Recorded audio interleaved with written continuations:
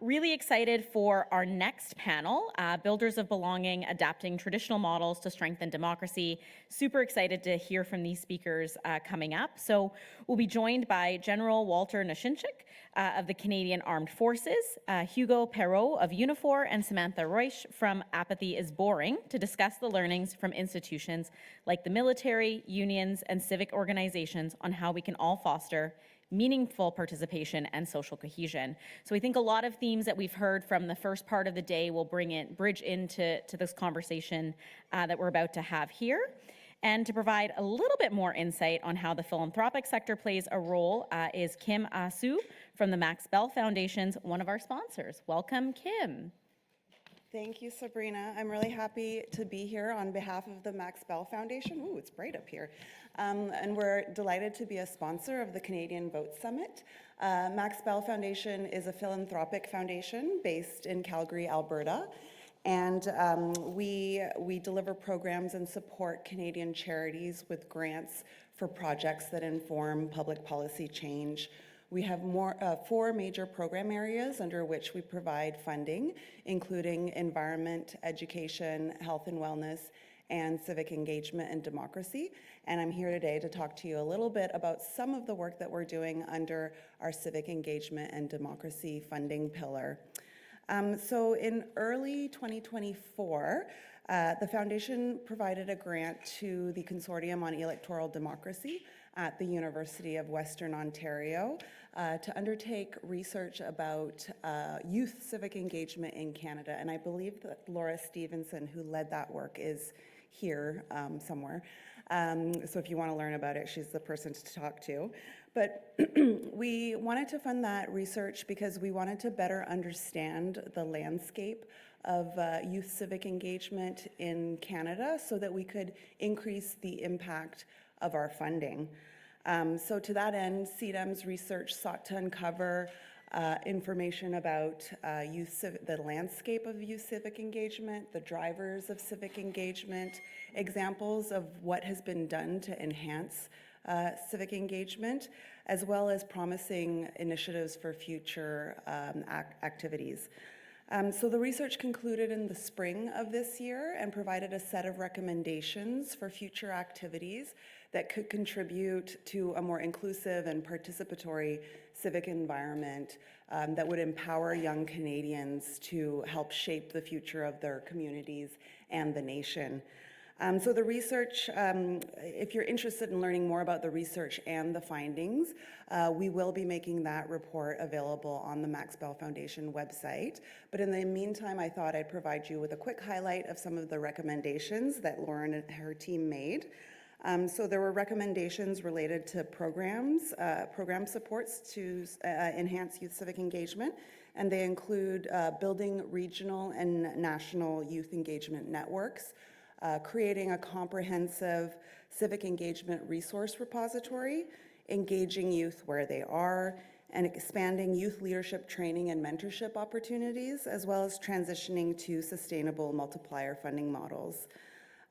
Recommendations were also made related to research priorities identified, and those include learning more about the multiplier effect of youth engagement, the nuances of heterogeneity among youth, non-school-based civic education, social media, and political polarization.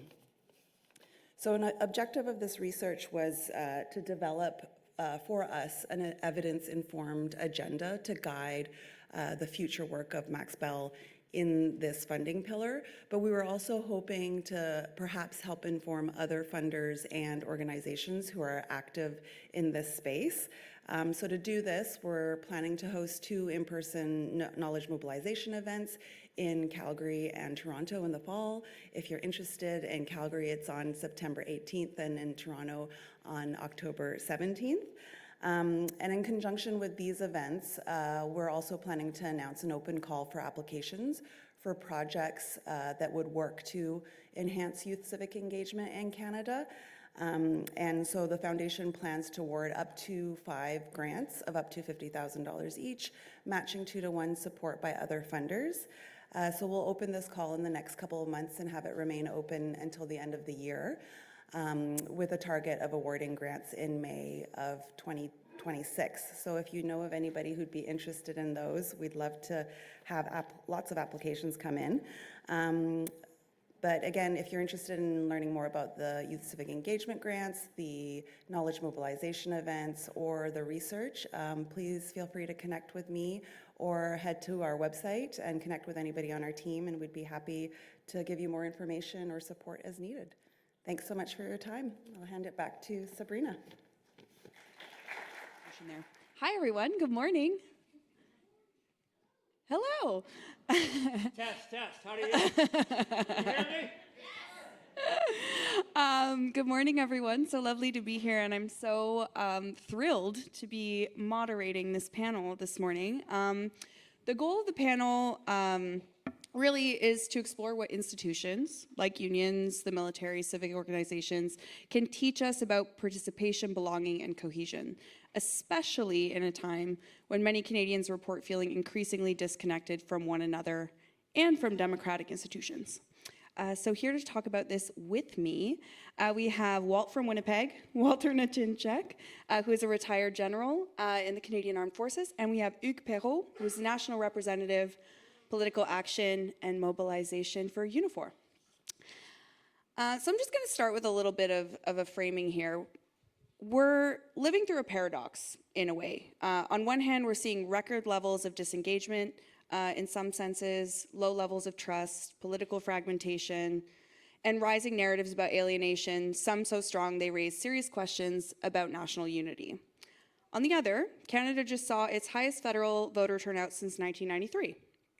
What do we make of that? So we're going to try and unpack the tensions here between this renewed democratic energy and deep social fatigue beneath it. What are people reaching for? And what role can long-standing institutions play in anchoring us in a shared purpose, a sense of community, and a commitment to democratic life? So let's get into it. As I said, we've got record high turnout in the last federal election, but when we do polling, we also see record levels of distrust, disconnection, and more polarization. I think there's an assumption that we sometimes have that high, especially me, I'll admit it, that high voter turnout is a positive indicator, but it's really hard to square that circle with some of the other trends that we're seeing. So, Hugues, I'm gonna start with you. In your day-to-day work, and please feel free to elaborate a little bit more on what that looks like, but how do you make sense of that sort of tension? Merci, bienvenue à Montréal tout le monde, bien content d'être avec vous. Faites attention ceux qui ne viennent pas de Montréal et des gens qui viennent ici pour juste quelques jours puis qui repartent jamais dans leur ville d'origine. Moi, je travaille pour un syndicat, je fais de la négociation avec des employeurs, mais je m'occupe aussi de mobilisation puis d'action politique. Puis, quand on voit justement qu'il y a de la tension, ça peut être une source justement de mobilisation, cette tension-là, particulièrement quand on pense à des négociations difficiles dans des contrats de travail où justement, on a de la difficulté à obtenir ce qu'on veut de la part de l'employeur, bien, ça peut effectivement mobiliser solidement les gens. Dans mon environnement, quand les gens se déplacent en masse pour aller voter, quand les gens se déplacent en masse pour aller écouter les recommandations de leur comité syndical, c'est toujours un bon signe. C'est toujours un bon signe quand les gens sont là. C'est extrêmement inquiétant quand, justement, tu fais une négociation avec un employeur, tu arrives pour présenter la nouvelle convention collective et il y a la moitié du milieu de travail qui est dans la salle. C'est particulier, c'est inquiétant, puis c'est un problème auquel on a dû faire face dans le monde dans lequel je travaille pour faire en sorte, justement, qu'on soit capable de communiquer mieux avec les gens puis qu'ils soient présents. Quand je regarde la scène politique au Canada, l'élection qu'on vient d'avoir était effectivement particulière, était effectivement très polarisante quand on voit les deux partis principaux atteindre des résultats au-dessus de 40 %, ce qui n'a pas été vu depuis je ne sais pas quand. Ça peut, oui. En même temps, tu te dis, bien, il y a beaucoup de monde qui sont allés voter, il y a un taux de participation qui est incroyable, mais la démocratie, à la fin de tout ça, est-ce qu'elle gagne de ça? Est-ce qu'on a justement une démocratie qui est élevée parce qu'il y a eu beaucoup de gens qui sont allés voter? Ben, je me pose la question. Agreed, and I think that's what we're getting at. Walter, in your line of work, in your previous day-to-day work, I suppose, what does high engagement signal to you? Thanks, Sam. Everyone can hear me all right out there? Okay, yeah. Now listen, if I speak much more loudly, you may be able to put a claim in for hearing loss. If my wife was here in the front, she would say, Walt, stop yelling at them. Premièrement, c'est vraiment un honneur pour moi de participer dans cette somme, surtout dans la belle ville de Montréal. J'ai beaucoup de bonnes histoires, de bonnes expériences ici quand j'étais un élève officier du Collège militaire royal de Saint-Jean. Is the Peel Pub still there? I just want to know, and don't believe everything you've heard out of that place. Anyway, listen, I'm of the mind that we live in the finest country in the world. The finest country in the world. I've traveled a lot around the world, and I got to tell you what, I'm not sure what it is. Is it the water we drink, the beer we drink, the fact we love hockey? This is the finest country in the world. Our freedoms, our liberties, our democratic processes are extraordinary, and around the world sets the standard. But those freedoms aren't free. And over our history, over 2 million Canadians have put on a uniform to defend our democratic process. Canadians from across the country have come together to be part of something greater than themselves and to overcome those individual instincts to be part of strong teams. And those teams are the ones who scaled Vimy Ridge in 1917 or stormed the beaches of Normandy. And 80 years ago this month, we commemorate the fact that Canadians, with their allies, liberated Europe. And I just remember an interview very recently of a veteran of that campaign saying how much he was looking forward to going home, knowing that he defended our democracy.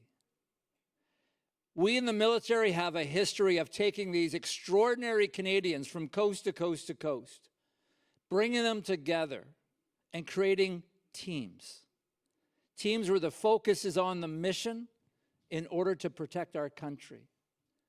And then those Canadians go home, again, from coast to coast to coast. 1 in 50 in Canada is a veteran. Any veterans in this room? Hands up, any veterans in this room? Huh. And they become part of the social fabric of our country. Thank you. Thank you. Wow.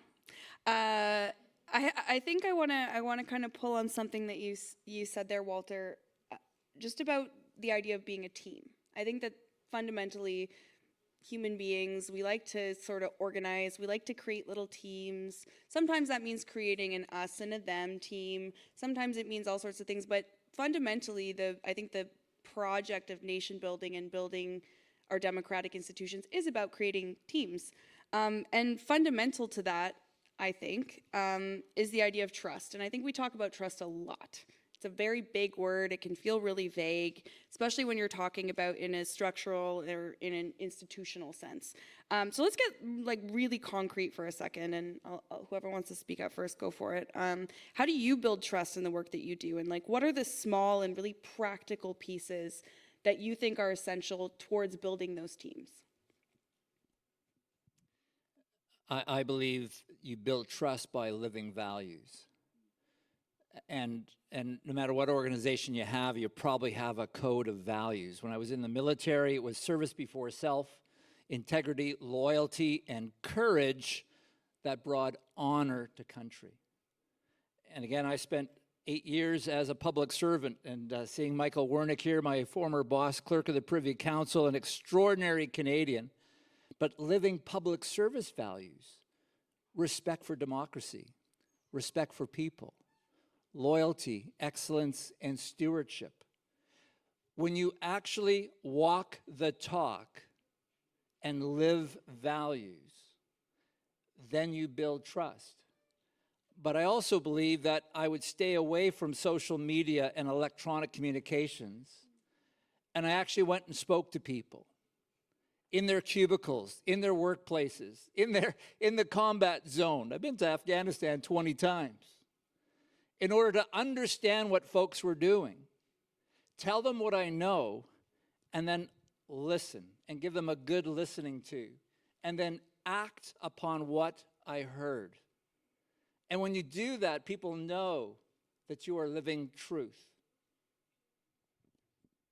Je pense que c'est la même, je pense que la recette que le général a expliquée. Moi, j'écouterais le général parler toute la journée. Là. Je me perdais un peu dans la question, mais la confiance dans le travail que je fais est extrêmement importante et est extrêmement fragile en tout temps. Puis si je parle de lorsque justement on négocie des contrats de travail, on a peut-être, prenons une usine de 200 personnes qui vont tout d'abord nous dire ce qu'ils veulent qu'on ait négocié, puis il y a un comité qui se forme de gens qui vont aller de cette usine-là négocier la convention collective avec moi, puis je suis le porte-parole. Mais je ne peux pas agir comme simple porte-parole. Je ne peux pas agir comme arbitre. Il faut que j'agisse comme cheerleader avec ces gens-là. Il faut que, non seulement que je montre l'exemple, puis que je les inspire, puis que justement je maintienne une crédibilité sans faille pour qu'ils puissent avoir confiance en moi, mais il faut aussi toujours que je sois de leur côté, puis que je fasse des efforts incommensurables pour leur rappeler que je suis de leur côté. Des fois, juste d'agir comme on pense qu'on doit agir, ce n'est pas suffisant. On doit vraiment mettre l'accent puis rappeler aux gens avec qui on travaille, les gens qu'on veut inspirer, qu'on est là pour eux. Dans nos actions, oui, mais dans nos paroles aussi. Puis oui, on est en 2025, on veut utiliser les réseaux sociaux pour communiquer avec les gens, mais Walter l'a bien dit, il n'y a rien qui va changer, que le contact un à un reste la meilleure façon de parler avec les gens. C'est difficile, puis je le dis toujours aux gens quand je parle de mobilisation, le problème avec la mobilisation, c'est qu'il faut la faire. Et c'est long, c'est difficile, ça demande beaucoup d'heures, ça demande beaucoup justement de se déplacer pour aller parler avec les gens. Le contact qu'on peut avoir quand on va leur parler directement va permettre d'établir cette confiance-là. Puis petit à petit, bien, ces gens-là, avec qui on a un contact direct, vont, après ça, quand ils se déplacent pour aller à une assemblée syndicale, écouter les propositions, voter sur le contrat de travail. Mais si je leur ai déjà parlé 3 fois, ils sont déjà venus dans une assemblée où j'étais là, j'ai été les voir dans leur milieu de travail, bien, ils savent qu'ils peuvent compter sur moi, puis sur l'organisation que je représente aussi. C'est quelque chose de très fragile. Des fois, on se retrouve dans une négociation où même il y a une fragilité de confiance dans le comité de négociation envers l'organisation. On dit, tu sais, là, on tente de régler la dernière finalité sur l'augmentation de salaire, puis peut-être que je peux, à ce moment-là, émettre un commentaire et leur dire, bien, moi, je pense que c'est suffisant puis qu'on est capable de vivre avec ça pour les 3-4 prochaines années.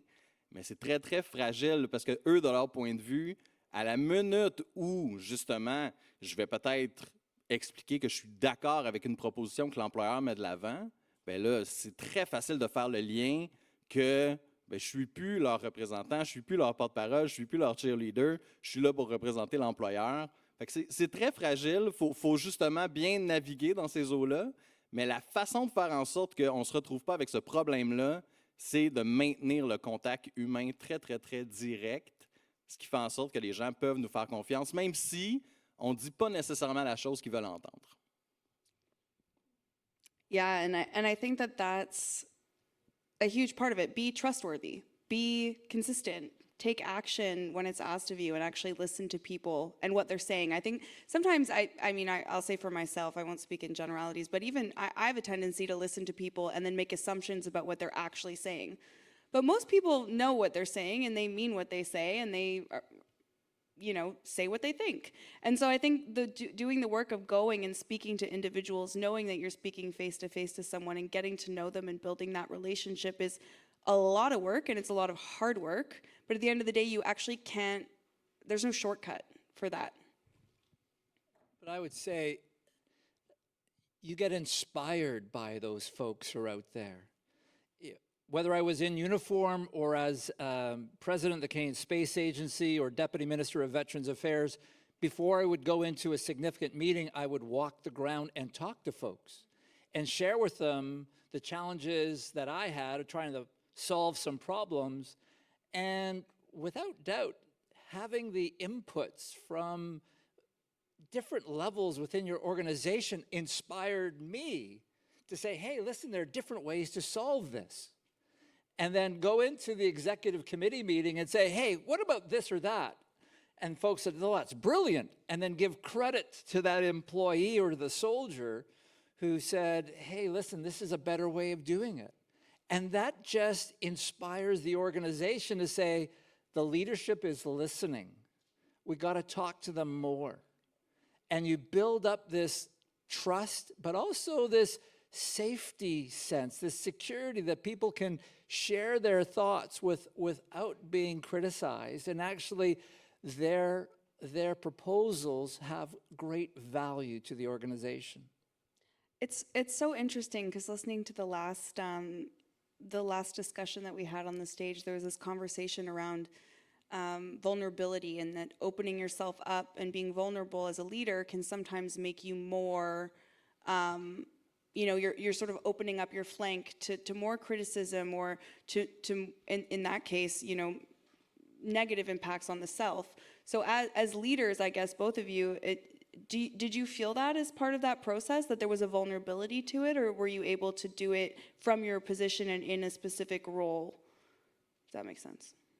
Ça fait du sens parfaitement. Puis oui, en fait, moi, je sens cette vulnérabilité-là tout le temps dans le travail qu'on fait. Puis, tu sais, peut-être que ça ne paraît pas quand je suis devant une assemblée de 500 personnes puis j'essaie de faire voter un contrat de travail, mais c'est quelque chose qui est tué toujours dans une position extrêmement vulnérable. Que ce soit devant une salle remplie de personnes qui attendent de voir quelles vont être leurs conditions de travail pour la prochaine année. Est-ce que le syndicat nous recommande d'aller en grève? Qu'est-ce que ça va faire sur ma famille? Qu'est-ce que ça va faire sur les gens que je côtoie? Est-ce que je peux continuer de payer ma maison? Qu'est-ce qui va se passer? La salle au complet est vulnérable à ce moment-là. Donc, c'est sûr que toi, dans la position de leader, il y a une vulnérabilité qui est là, qui est présente, mais qu'on tente de dissimuler parce qu'il faut justement présenter une force sur le stage quand on est en avant. Il faut se présenter comme quelqu'un qui n'est pas nécessairement vulnérable, mais au fond de nous-mêmes, on l'est, c'est sûr et certain. Là, ça l'affecte. In order to build trust, you have to be open to others. Like there's no other way. I used to say, Canada has an extraordinary relationship with the Five Eyes community in the United States, UK, Australia, and New Zealand. And the reason it's so strong is that every one of those countries believe that we give up a little bit of our sovereignty in order to share our problems and open ourselves up to other countries about what we're trying to deal with. And individually, we have to do the same thing. When I would bring my senior leaders of the military or my senior public servants together, I would open up with them. Because, in order to lead, you have to show that you're human. People expect you to remain human even as you go up whatever ladder that you're scaling.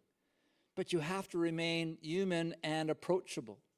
And when you do that, people will trust you with everything. And especially in the military, where you're asking the most junior folks to take Vimy Ridge, to land at Normandy, to fight their ground in Korea or Afghanistan or any of these peacekeeping missions, the level of trust from the most junior level to the most senior level is vital for our country.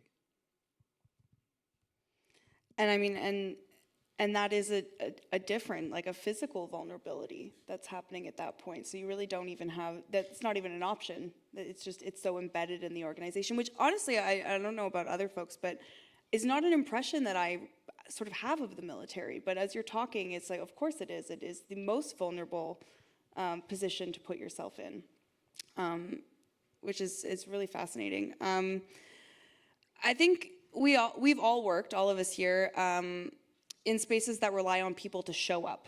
So we're talking about that vulnerability, but we're talking about even just like physical bodies in the room, at the syndicat meetings, to show up in service.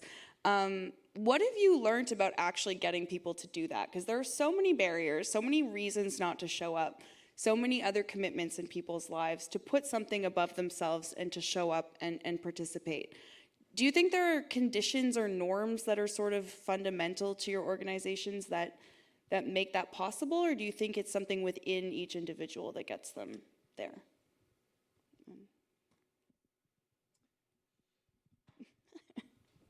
Je vais y aller. Je te laisse aller après, Walter. Oui, je m'occupe de négociations, oui, je fais des votes, mais je m'occupe aussi de mobilisation pour le syndicat. Donc, j'organise toutes nos manifestations, toutes nos rallies, et c'est là où, encore plus, c'est important d'avoir des gens qui sont présents. Puis, c'est difficile, tu sais, quand on regarde un agenda d'activistes, par exemple, là, il y a des manifestations, puis des rallies. Si on veut participer, il y a de la place pour être là tous les jours. Il y a quelque chose qui se passe dans une grande ville comme Montréal.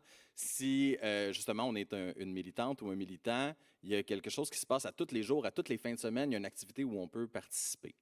De temps à autre, il y a des événements qui sont plus importants que les autres. Il y a des moments dans une année où il y a des combats qui sont plus importants que les autres. Récemment, au niveau du gouvernement du Québec, il y a un nouveau projet de loi avec des restrictions sur les droits de grève qui a été mis en place.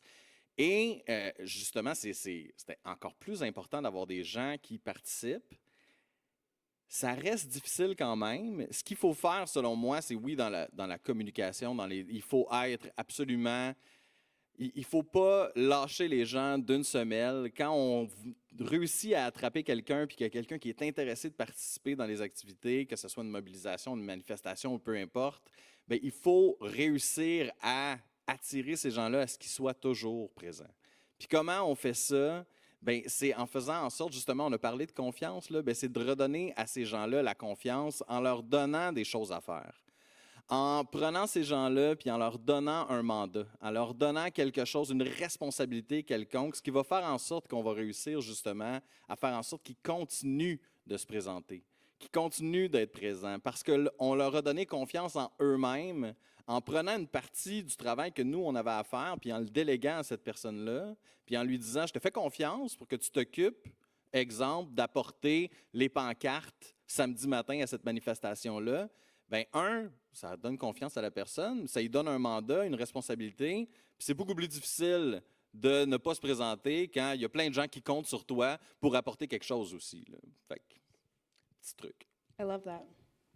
Walter? I think the notion of showing up is really a result of morale, motivation, folks being inspired. Like in the military, it's easy. You tell people to show up, they don't show up, they go to jail. So it's pretty easy. I'd love to have Take that. notes, everyone. It's pretty easy. You know, hey, but showing up in spirit is really a factor of morale. And everybody wants to be part of a winning team. You want to be part of a winning team. And when you know that the organization has a positive spirit, a bon esprit de corps, folks want to show up. I remember asking a sergeant major from a unit, and I said, so how's morale? He says, you know, sir, morale is kind of like seasons of the year. You know, sometimes it's pretty cold and chilly. And sometimes, you know, it's warm and friendly like spring and summer. He says, it's damn cold in the unit right now. It's damn cold. So I believe that when you create the conditions in any organization, a positive spirit, you know, living those values, the respect for others, giving people the tools, communicating with them, informing them so that they know what you know and they know what you don't know. And you are sharing as much of that information because information is power. And when you inform folks, you are empowering them. And they want to be part of that team. And when you do that, they show up because they trust their leadership that you have done everything possible to enable their success. Yeah, and I think that, well, I want to talk a little bit about the chilliness, because sometimes, you know, even in all of our teams, there can be disagreements. As you say, there's seasons. I think that's so true. Like, it's very human. People are going through things. They bring things into their respective teams, workplaces, what have you. And then sometimes they bring the sunniness too. But I think a lot of people assume that polarization, as it sort of manifests in our society, means a lot of arguments. But sometimes I think the end result of that, it actually means no arguments, because ultimately you're in a team that is just your team and you sort of see things the same way, and And so at the end point, you're just sort of stuck with a lot of people who maybe think exactly the way that you do. Too much agreement, too much sameness. Have you seen that in your work? Do you find that that can happen? And how do you ensure that there's enough healthy friction within a team to keep that innovation and that, aliveness? I said a little bit a few minutes ago, this notion of taking the ideas from the organization and building upon it and giving credit to those who initiated those thoughts. I think that's absolutely key, because what the leader needs to do is bring the team together. If no one wants to start, often people come to a meeting table, especially in a crisis, and nobody wants to take the risk to put any kind of solution on the table. They would rather sit back and challenge whatever comes onto the table. You aware of that kind of notion? And so in the middle of a crisis, you come to the table and all you do is have a circular argument, and after 2 to 3 hours of discussion, the only decision is that we're going to have another meeting, right? Because no one wants to take a risk. As opposed to in a team where everyone feels secure, they feel respected, they feel they can throw something on the table without judgment, then you have a start point. And you can build upon that idea. And I think that is absolutely key. And the leader's got to do that by giving credit to folks who come to the table and build on those ideas, because the only enemy is time. Time is the enemy. And if you can get a solution, even if the solution's at a 70%, 75%, it's good to go, as opposed to 100% that is way too late. Bien, nous aussi, du côté des syndicats, on ne travaille jamais pour atteindre un 100% de gens qui sont contents. C'est impossible comme objectif à atteindre. Au niveau de mon équipe, des collègues avec qui je travaille au syndicat, de l'équipe de direction, les pensées sont pas mal toutes pareilles. Tout le monde est à gauche, tout le monde va être d'accord sur plusieurs éléments de politique. Donc, il y a très, très peu de challenge. Mais les gens qu'on représente, on représente 320 000 membres au Canada, c'est de la population en général, puis là-dedans, il y a des gens qui pensent de toutes sortes de façons différentes. Fait qu'il ne faut jamais, jamais oublier pourquoi on est là puis qui on représente. Parce qu'au niveau, quand on est au bureau, on est en meeting, un autre meeting qui finit plus puis qui va finir avec un autre meeting, comme Walter l'expliquait, bien effectivement, si on oublie pourquoi on est là puis qui on représente, peut-être qu'on peut se dire, bien c'est évident, on pense tous pareil, puis c'est là qu'on s'en va, la piste d'atterrissage est là. Mais ce n'est pas du tout le cas. T'sais, les gens qu'on représente là-dedans, il y en a de la friction, puis il y en a des gens qui ne sont pas d'accord, puis il y a des gens qui pensent différemment. Puis il faut absolument inclure ces mentalités-là, puis ces gens-là dans le travail qu'on fait. Sinon, ben, on perd justement la crédibilité dont je parlais au début, puis on perd la confiance de ces gens-là aussi. S'ils voient qu'un syndicat, justement, n'est pas là pour représenter nécessairement leurs valeurs à eux, mais juste les valeurs syndicales, on rate complètement la cible. Dans mon travail de tous les jours, il y a très peu de ces frictions-là, mais quand justement je me retrouve devant une assemblée de gens, bien, nos conventions collectives, là, ça passe rarement à 100%. Là. Puis si on réussit justement à atteindre un 70 ou un 75%, bien, c'est un home run. Puis on peut se dire justement qu'il y a une grande majorité des gens qui sont satisfaits du travail qu'on a fait puis des conditions de travail qu'ils vont avoir. Là. And so after a vote, because I think this is important. We're just coming out of an election as well federally, and some people are happy, some people forgot there was an election, and some people, are unhappy with the results. And I think that in a democracy, like in a union, maybe a little bit less in the military, but we kind of have this idea of disagree and commit. And maybe in the military too, I think that's true. You might disagree with something, but in the interest of the collective, you commit to moving forward anyways. Even if you didn't vote for the collective agreement, you live under it. And maybe the next time it comes up, you try and get your perspective heard a little bit more. Same with sort of our broader elections. We can still choose to move forward together because we trust the process. or we trust the team, or we trust our colleagues, whatever that might be. How do you put that into practice when the election is over, or when the action is over, to maybe some trust is broken, maybe some people are disappointed. How do you rebuild that in your work?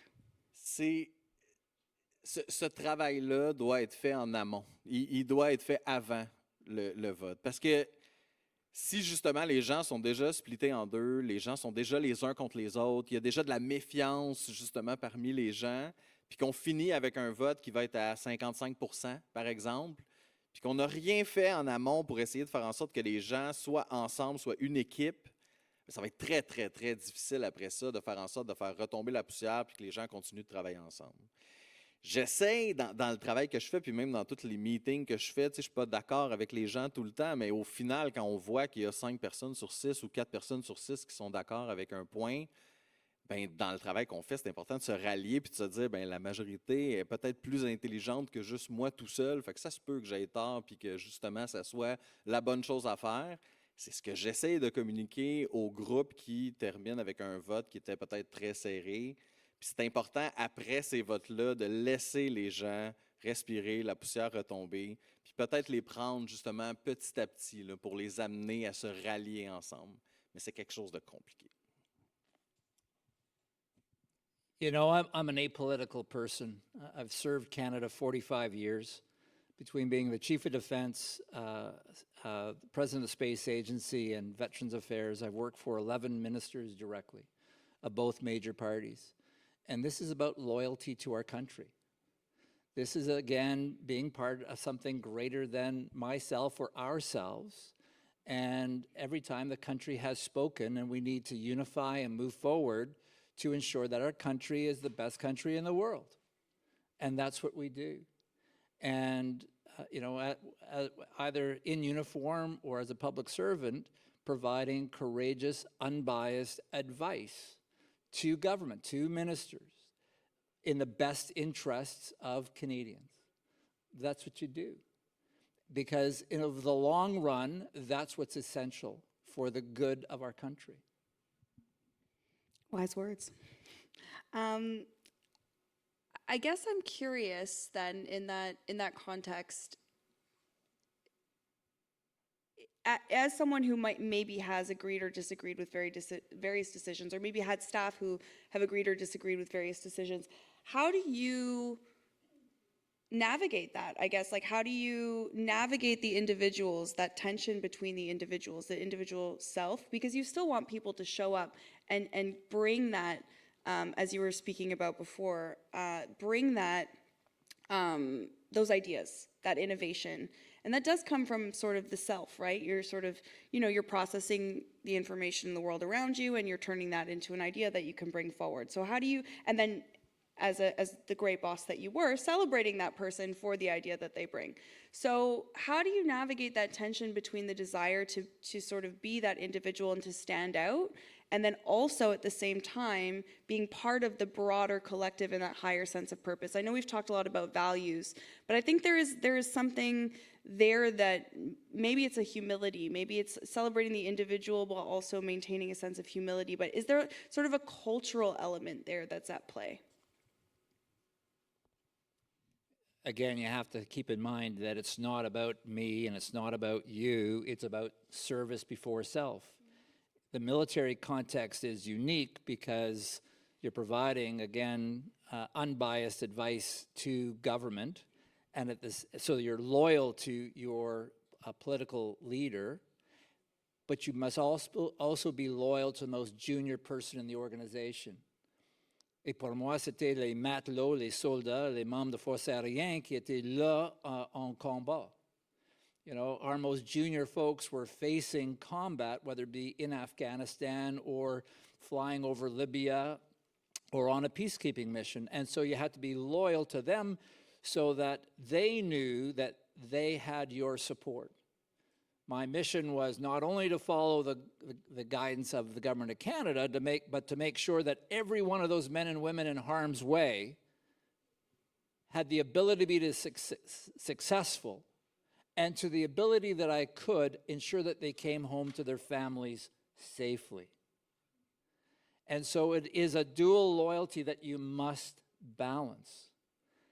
And you have to be able to look at yourself in the mirror every day and say, did I live my values and did I speak truth? Yeah, and do you want to add something? Ben, tu sais, tu parlais, est-ce que c'est une question de culture? Tu sais, dans mon monde à moi, on parle beaucoup de solidarité. Puis la solidarité, elle a souvent le dos large. Ou justement, tu sais, puis je peux parler de mon organisation syndicale, mais d'autres organisations syndicales aussi, se baser sur cette solidarité-là pour penser que nos membres vont agir comme les forces armées. Que nos membres vont justement accepter un ordre puis dire voici, c'est là qu'on s'en va, il n'y aura pas de questions, personne ne va challenger qu'est-ce qui se passe, puis ce n'est pas du tout le cas. Et oui, il y a une culture, oui, il y a une solidarité, oui, les gens veulent suivre ce que leur syndicat va faire, mais les gens qui s'impliquent, les gens qui militent, sont souvent des gens qui ont des opinions, puis il faut respecter ça. T'sais, il faut respecter que ça se peut que ces gens-là ne soient pas d'accord, il faut les écouter, c'est sûr et certain, il faut qu'ils se sentent écoutés aussi. On ne peut pas juste dire, on a une bonne culture syndicale, on a une solidarité, on a une force, fait qu'on va décider ce qu'on fait, puis les gens vont suivre, peu importe ce qu'on décide de faire. C'est pas du tout comme ça que ça se passe. Là. Yeah, and I think that there's something to that in moments of activation or even moments of crisis. It's easier to get people show up because they see the urgent need in front of them and they're like, okay, well, I'm going to show up again voting in negotiation times or showing up in times of war or conflict. And you spoke about this a little bit, Hugues, and I thought it was really interesting around just little tips and tricks on how to get people to sort of show up when things are just normal. Getting someone to bring les pancartes so that they have to show up. Great tip. But how do you sustain participation when urgency isn't doing that heavy lifting? Other than the sort of the small things, is there a broader way that we can shape, maybe not the values, because I think those are inherent, but the broader mission or the broader cause when it's not that urgent moment? Par expérience, moi, ce que j'ai vu, c'est un peu le contraire. Dans le sens où, quand il y a un sens d'urgence, quand c'est sur toutes les tribunes, quand il y a un gros combat syndical qui est mené, il y a moins de gens qui sont portés à y accorder l'importance nécessaire puis à se présenter soit à la manifestation ou à l'événement. Puis, peut-être que ça peut paraître bizarre, mais souvent, quand il y a une grosse attaque contre les syndicats, là, on se dit c'est évident. Les gens vont être présents. Cet hiver, Amazon, à Montréal, a décidé de fermer les entrepôts complètement. Ça a généré une grogne forte parmi les syndicats au Québec parce que c'est une attaque frontale contre le droit d'accréditation. Puis on se dit, c'est évident, et tout le monde va être là, on fait une grosse manifestation, on peut peut-être s'asseoir un peu, pas besoin de travailler très fort dans les coins pour aller mobiliser les gens, ça va se faire tout seul, ça va se faire organiquement, mais c'est pas le cas. Les gens vont peut-être se dire, c'est évident, on en parle partout, je vais rester chez moi samedi matin, peut-être manger des Doritos, écouter un film, j'ai pas besoin d'aller à la manifestation parce qu'il y a déjà des gens qui vont être là. Fait que, par expérience, moi, à chaque fois qu'il y a quelque chose de gros qui s'en vient ou il y a quelque chose d'évident, je redouble d'ardeur pour mobiliser les gens parce que j'ai peur de vivre ce qu'on a déjà vécu puis ce qu'on vit souvent, que l'apathie va gagner les gens parce que justement, ils se disent d'autres gens vont prendre la relève pour moi puis moi, je n'aurai pas besoin d'y aller. Puis pour aller un petit peu plus en détail dans la question, tu sais, tantôt, je disais oui, on peut donner des responsabilités aux gens et leur demander d'amener des pancartes pour la manifestation. Mais ça va plus loin que ça. Ces gens-là qu'on va voir, qui sont toujours présents, c'est important de les prendre et de les amener près de nous. Puis entre ces événements-là, c'est de leur donner des responsabilités. Fait que pas juste une responsabilité la journée de l'activité, d'apporter des drapeaux ou d'apporter des pancartes, mais donne-moi ton contact, puis dans 2 semaines, on se fait une rencontre pour essayer de faire en sorte de prévoir ça va être quoi notre prochaine campagne, puis je veux que tu sois impliqué là-dedans. Je veux tes idées. Je veux que tu amènes tes amis à cet événement-là. Puis on va se revoir dans un autre 2 semaines aussi, puis on va se faire un group chat, qu'on va chatter ensemble, puis on va se partager des choses dessus. Ces gens-là qui ont une étincelle de mobilisation en dedans d'eux, il faut absolument prendre tout le gaz qu'on a puis l'attirer dessus. Et les garder impliqués au fur et à mesure, surtout quand il y a des downtime, surtout quand il ne se passe rien. Puis une bonne façon de faire ça, ben, c'est de leur faire créer des activités à faire, puis d'aller chercher leurs idées à eux, puis dire, OK, mais qu'est-ce que tu veux organiser comme manifestation, comme activité syndicale pour partir de ces gens-là, puis de les élever. Ça fait en sorte que ça renforce leur confiance en eux, mais ça leur amène justement un sens d'une utilité personnelle. Fait que la prochaine manifestation, ils ne se diront pas, ah ben il y a assez de gens qui vont y aller. Ils vont être en train de l'organiser, fait que c'est sûr qu'ils vont être là. I love that. And I think that it's so interesting to think about sort of the downtime, and almost what you're describing is like a bystander effect. It's the idea that someone else is going to show up because it's really important or something really serious is happening. So I'll be fine because everyone else will be there. Do you find it's the same, Walt, or? No. Well, again, I think the whole notion is that if you've built that esprit de corps, if members of your team feel valued and respected, they will show up during normal times. That's what it is. They're part of a team, and they don't want to let the team down. And they will be there and be ready for a crisis. But the leaders need to set the conditions in order to build that esprit de corps. You talked a little bit, we had, just as a side note, we had a little pre-call, so I want to dig into this a little bit more, but you talked a little bit, Walt, about recruitment, sort of the sense that not just sort of the existing culture within the military, but how does the broader culture of the military either attract or not attract, you know, the broader public. How do you feel about this in the context of that, of bringing more people into the military? You know, over Canada's history, the military history, Canadians have proven that when the country is in peril, they show up. You know, and just think, World War I, this country started in 1914, only about 6 million people in Canada, and more than 10% joined the military. Same thing happened in World War II. We were about 11 million, and 1.1 million Canadians put on a uniform. Another factor, and I understand we have Americans here in the room, but in World War I, we went to war in 1914. The U.S. didn't enter the war till 1917. 40,000 Americans put on a Canadian uniform and went to war as Canadians. And the same thing happened in World War II. 35,000 Americans put on a Canadian uniform and went to war. Canada did not go to the Vietnam War, but 12,000 Canadians put on a U.S. uniform and went to Vietnam. When I was on exchange, je regrette que j'ai un petit accent comme un Texan. J'ai passé 2 ans et demi en Texas et même en Irak sur échange avec les forces armées des États-Unis. Alors, j'ai un petit twang comme un Texan, même en anglais et en français. So, bonjour, y'all. Mais quand j'ai passé beaucoup des bases en Irak, avec les soldats américains, j'ai vu les petits tatous des drapeaux canadiens sur les mains, sur l'épaule. So Canadians are joiners. And so during the Afghan campaign, and again, we rotated 40,000 sailors, soldiers, and air personnel into Afghanistan, 40,000. And I still remember giving coins to individual soldiers who were on their second or third tour. But I was at a special forces camp, and so I said, okay, so who's on their 5th tour? Hand went up, gave them a coin. 6th tour, hand went up. 7th tour, nobody. I said, okay, so 7 tours. And someone said, hey, sir, ask about 8. And here 2 folks had been on their 8th tour because they wanted to go. Recruiting across the country during the Afghan combat went up by 10%, sauf dans 2 provinces, en Alberta et la belle province de Quebec, where recruiting was up by 15%. Because people want to be part of something greater than themselves. That's the spirit of Vimy Ridge. And so it's a question of what happens that gives Canadians the motivation to serve our nation. And we have a history to answer that call to duty. On that note, I would love to open for any audience questions if folks have them. We have one right here. Thank you, Maddie.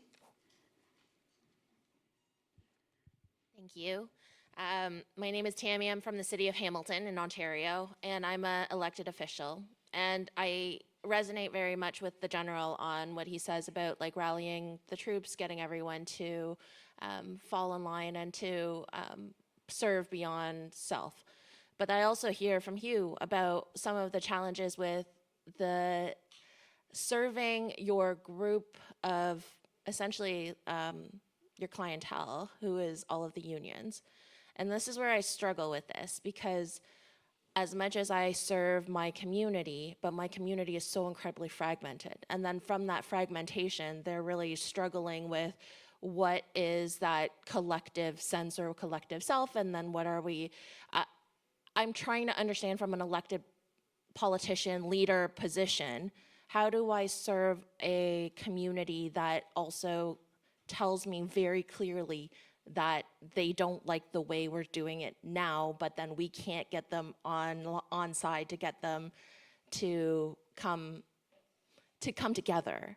And this is where I'm hearing this conversation has been inspiring, but then at the same time demoralizing, because I don't know how to move that forward, and especially because my constituency is so incredibly split. First of all, I completely understand, and I know where you're coming from. It's easier when you have a single enemy to rally against, especially in when we bargain against an employer. The common enemy is very easy to find. In other situation where, let's say we're talking about a political point that we want to challenge our members on, sometimes I do see the membership be split in half, and it's hard to get people to rally on a single issue because opinions are different. And from where you're coming from, with your constituents being, maybe challenging how you do things, and it's hard to get them to rally on something. If we can learn from what the union process is to rally people on a broader democracy and on a more immediate democracy, if I can use the term. It's hard, it's a lot of work, but if you can get people from your citizens to implicate themselves one after the other, and it's not a failure if you get a call to action and you only get 5 people. It's amazing, and you take those 5 people and you get them to bring one other person at the next meeting and be 10 people, and try to grow that sort of team that you're going to build to maybe change things. Maybe you can use that team to survey other people on how you could do things differently. Because in your position, I understand when you're an elected official, you're always trying to do the best work you can. And when people are disappointed, it's very hard on yourself because you're working super hard to do something, and it's disappointing to see that people are not necessarily agreeing. Having a more, because I don't know what your structure is, but having a more immediate democracy process within your city, maybe it's smaller town halls, maybe it's on a specific issues that you can rally some people and grow from there. It'll do the work. It will bring more people to the table, and slowly but surely, if you do have people that are implicated, that are inspired by the work that others are doing, well, they're gonna tell other people that no, wait. I understand you may have some issues with how things are doing, but they are open over there. They're listening to what we're doing. They're taking notes. They're changing things based on the opinion that I gave at the town hall. So show up. So that's one way to do things, but it is hard work, yes. Can I just say, first of all, thank you for your leadership, and thank you for doing this for your community and for Canada. We need to have strong leaders in our community, so thank you for doing that. This is a tough business, because you're in this role and you're looking for a shared vision. And you need that shared vision in order to move forward. And the challenge often is that there are some folks whose purpose is negative. Like their sole purpose is a negative purpose. And so you're trying to find, those opinion leaders in your community who will actually be willing, again, taking a risk in order to share a vision with you, and how do you start? And again, I would say start very modestly and moving forward. Recognizing, and I still remember after, and this is my Veterans Affairs time, after the government laid out a very generous veteran package for our veterans, and I brought in a bunch of key stakeholders in the veteran community, and I laid out exactly what would be out there. And in this small group, they said, "This is extraordinary, this is great." And then a political staffer asked, "So why aren't you saying that in the media?" And the comment was, quote, "It's not in our interest to give you credit." It's not in their interest to give you credit because they want more. So I would say start at a modest level. Try to find those opinion leaders with whom you can have a shared vision of some sort, and then success begets more success. And on that note, do we have time? We have time for one more question.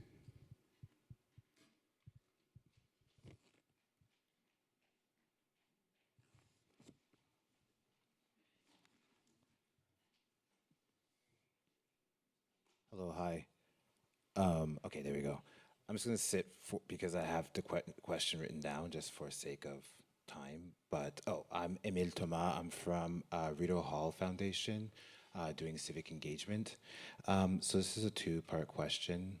Sorry for that, for the two people up on the stage. The first part, general, can you speak more to the recruitment successes that you mentioned during the wars, and also where could I find more information on the context that allowed for such recruitment success? And then on that flip side, for Unifor, quelle campagne chez Uniform ou bien dans le mouvement syndical dit Labor ont eu le plus succès selon vous? Donc, those are the two parts. It's just more about recruitment successes and trying to learn from what has already been done. Yeah, I would just say that I was Chief of Defense from 2008 to 2012, and not only did we have success in bringing in more folks through the front door, but also accelerating their training so that they were prepared to rotate into either Afghanistan or the other missions that we had, like the mission after the earthquake in Haiti in 2010, or the mission, the NATO mission with regard to Libya. But the other success we had, which is really important, is those leaving the armed forces, the percentage just dropped. Our attrition of the armed forces went from what is generally normal, 7 to 8%, dropped to 4%. So not only were we bringing in a lot more folks, but a lot more folks were staying. And the other thing I found that was fascinating was not only were the stereotypical cohort between the ages of, say, 18 to 25 joining the military, but we had folks in their mid-50s that were joining the armed forces. And our policy was, as long as you can give us 5 years of service before you turn 60, you're good to go. Well, walking around Kandahar, with the troops, when they're on a break, talking to folks who were grandparents who had just signed up. And it's because they wanted to be part of something greater than themselves. I'll summarize mine. It's the most success we have to recruit people, either is for a rally or to organize a workplace, is relentless work, unfortunately. It's to always push yourself a bit further, push the teams you're working with a bit further, to make that one more phone call, to send that one more email, to go speak with another person before you go back home. It's unfortunate, it's hard, but it is, and I see it every time. The more effort you put in it yourself, the more positive the reaction will be and the more success you'll have, from my experience. Well, Hugues, merci, thank you. I know we're standing between everyone and lunch, so round of applause for these guys, and thank you for being here.